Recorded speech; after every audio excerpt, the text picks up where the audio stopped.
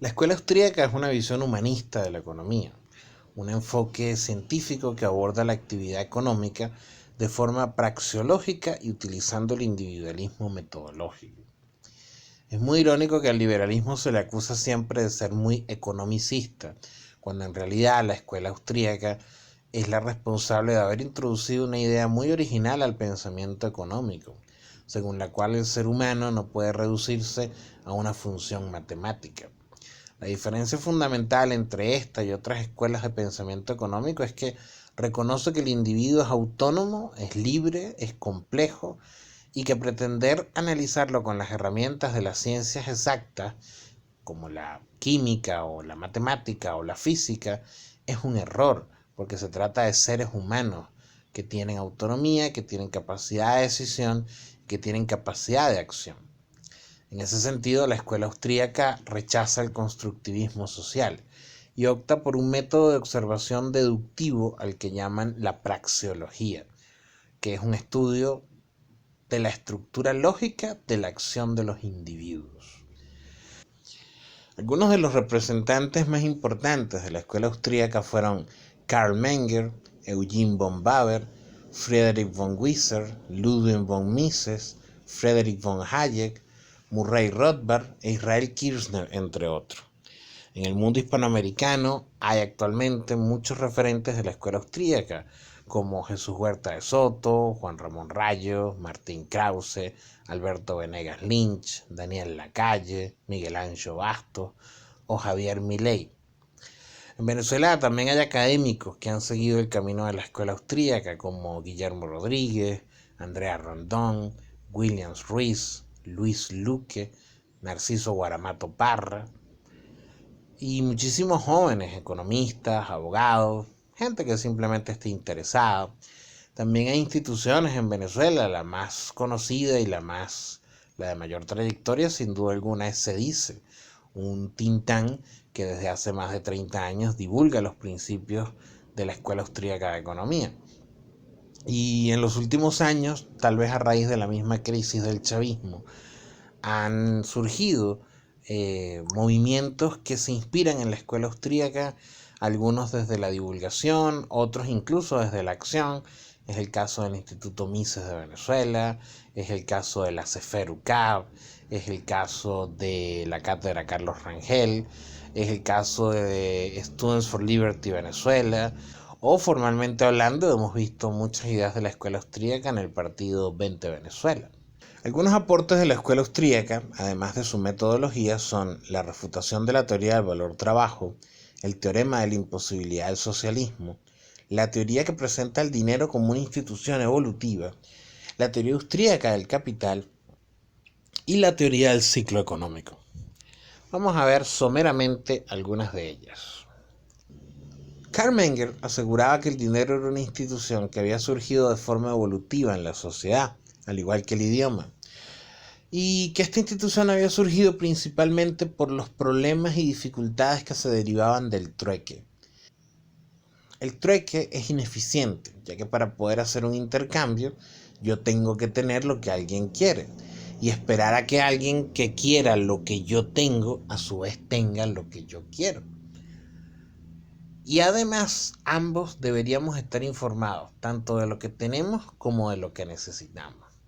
Esto hace que el trueque sea totalmente ineficiente, sobre todo cuando una sociedad es amplia y compleja. El dinero, según Menger, resuelve esta situación, porque es una institución que permite el intercambio entre personas con diversas necesidades. A partir de allí, Menger desarrolla una teoría sobre el dinero que sigue siendo muy importante al día de hoy, en el que vemos el surgimiento de formas de pago evolutiva, de dinero evolutivo, como es el caso de las Bitcoin y de las criptomonedas en general. Monedas que no están controladas por el Estado y que introducen en el debate actual una discusión sobre si el Estado debe ser o no el que provea de las monedas en una economía, el que cree el dinero en una economía. Otro aporte de la escuela austríaca es la contribución del propio Menger a la llamada revolución de los marginalistas. Es una revolución intelectual que planteaba que el valor no era objetivo, sino subjetivo, que el valor era relativo y que el valor era decreciente. Esta teoría del valor desmontó el principal principio teórico del marxismo, la llamada teoría del valor-trabajo, que a su vez era el sustento de la tesis de la explotación. Se trata de un error intelectual que, como sabemos, costó millones de vidas durante el siglo XX. Tiempo después, Ludwig von Mises probó que el socialismo es intrínsecamente imposible, ya que no solo se basa en la errada teoría del valor-trabajo, que a su vez da pie a la teoría de la explotación, sino que también destruye el sistema de precios. En un conocido artículo llamado La imposibilidad del cálculo económico en la comunidad socialista, Mises plantea que los precios transmiten información, que al acabarse con los precios se acaba con la información y al no haber información es imposible que haya cálculo económico. Esto es algo que estamos viendo en Venezuela actualmente, donde el fin de los precios ha devenido en la imposibilidad de calcular el valor de bienes como la gasolina, o cuando vemos que una golosina vale más que un producto de primera necesidad porque luego de tanto tiempo ni siquiera podemos calcular correctamente el precio de las cosas. Ludwig von Mises es también el autor de uno de los más grandes libros que se hayan escrito, el Tratado de Economía, la Acción Humana, un libro verdaderamente importante para entender la actividad económica.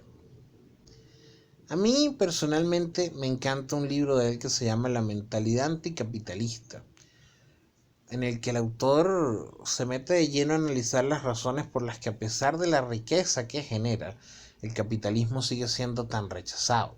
Se trata de razones culturales, prejuicios de todo tipo e incluso hasta razones psicológicas. No se trata de que el capitalismo no satisfaga las necesidades de la gente, sino que en muchos aspectos incluso parte de la rabia de los anticapitalistas es que precisamente satisface las necesidades de la gente. Y de allí el autor va creando una serie de teorías según la cual hay una suerte de sustento intelectual de la envidia o de ideas erradas de que todos los seres humanos deberíamos ser iguales, lo cual es imposible. La igualdad es un concepto matemático, no un concepto humano. La idea de que todos los seres humanos seamos iguales es una idea distópica, francamente aterradora. Otro gran autor de la escuela austríaca es Friedrich von Hayek, quien fue alumno de Mises y es el ganador del Premio Nobel de Economía en el año de 1974. Con Hayek pasa algo muy extraño. Es uno de los pocos representantes de la escuela austríaca que fue popular en vida, que tuvo reconocimiento en vida, porque parte de las terribles injusticias que se han cometido con esta escuela de pensamiento es que muchos de sus representantes vivieron como parias intelectuales, comenzando por el propio Mises, que a pesar de ser tal vez el economista más brillante del siglo XX, no recibió el reconocimiento que merecía estando en vida. El caso de Hayek es un poco excepcional porque él sí fue, dentro de todo, un hombre reconocido en vida. De hecho, en Venezuela en algún momento se le entrevistó. Hay una entrevista que le hizo Carlos Rangel y que apareció originalmente en el Universal. Si la quieren leer, la pueden encontrar en Se Dice. Hayek es autor de libros como Camino de servidumbre, en el que señala que totalitarismo y socialismo son en esencia la misma cosa, a tal punto que en la dedicatoria del libro dice a los socialistas de todos los partidos. Hay un capítulo en ese libro que a mí me gusta mucho, en el que Hayek explica por qué las mejores personas no son las que gobiernan. Ese capítulo sirve para ilustrar muy bien por qué la gente buena, entre comillas, nunca llega al gobierno en un sistema socialista. Siempre he creído que cuando alguien les diga a ustedes que el socialismo no ha sido bien aplicado por las personas correctas, deberían remitirlo a leer ese capítulo que se titula ¿Por qué los peores se colocan a la cabeza?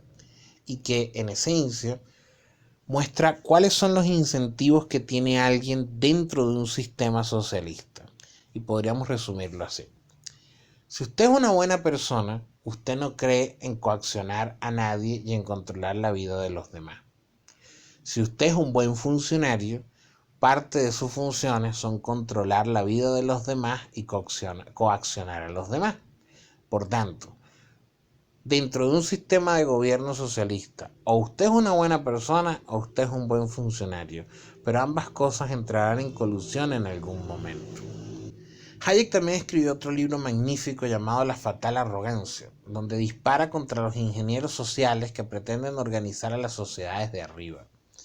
En ese libro, Hayek dice que las intervenciones, por muy bien intencionadas que sean, ignoran los procesos históricos y sociales que se dan en la sociedad, y que la información y el conocimiento están distribuidos de forma dispersa entre las personas. Al no disponerse de la información y el conocimiento necesario, la planificación estatal peca de arrogante, y dicha arrogancia es absolutamente fatal para las personas que la sufren. Hayek cree en la formación de los órdenes espontáneos, que surgen de las mismas interacciones de la sociedad. Es una idea que el autor también desarrolla en su obra más compleja, Derecho, Legislación y Libertad. Otro aporte hayekiano es su desarrollo sobre la teoría austríaca del ciclo económico, que en parte fue la que le significó el Premio Nobel de Economía. Se trata de una tesis según la cual la economía sufre por las expansiones artificiales del crédito promovidas por los bancos centrales. Decía Hayek que el dinero no es neutral y que el crédito no debe expandirse artificialmente.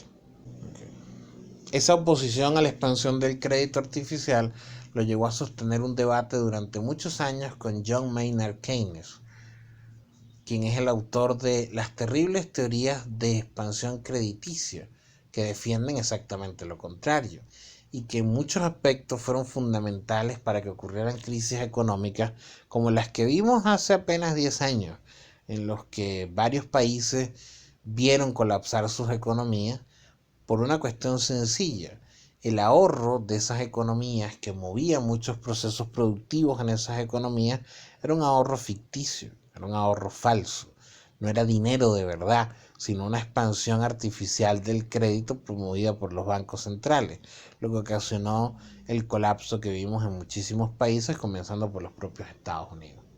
Muchas personas dicen que ese debate entre Keynes y Hayek fue el debate del siglo, e incluso ha alcanzado una categoría tan mítica que hay hasta versiones humorísticas, como una que se hizo en la que ambos economistas aparecen rapeando y peleando entre ellos. La escuela austríaca tiene muchos otros aportes, algunos referidos a la empresa privada, por ejemplo, otros referidos al sistema bancario. Pero por ahora lo quiero dejar hasta aquí, ya que este video surge por unos tweets de carácter meramente divulgativos que escribí anoche en mi cuenta de Twitter y que quise compartir por acá con ustedes. Lo que sí creo importante es que en Venezuela deberíamos acercarnos un poco más a la obra de la escuela austríaca. Como les dije, hay varias instituciones que llevan años trabajando en este tema. Y es importante que ustedes se acerquen a ellas, que vayan conociendo sus ideas y que lean a sus intelectuales. En la escuela austríaca hay muchos elementos que pudieran ser la base teórica del proyecto de una Venezuela post-chavismo, para ir dejando atrás todas las ideas socialistas que sin duda alguna han destruido nuestro país y nos han causado una época muy dolorosa y muy triste. Es hora de ir cambiando las ideas sobre las cuales pensamos en el mundo, y en la escuela austríaca hay un buen material intelectual para dar el primer paso. Suscríbanse a mi canal, síganme en mis redes sociales y si quieren incluso pueden apoyar mi trabajo en PayPal. Muchísimas gracias.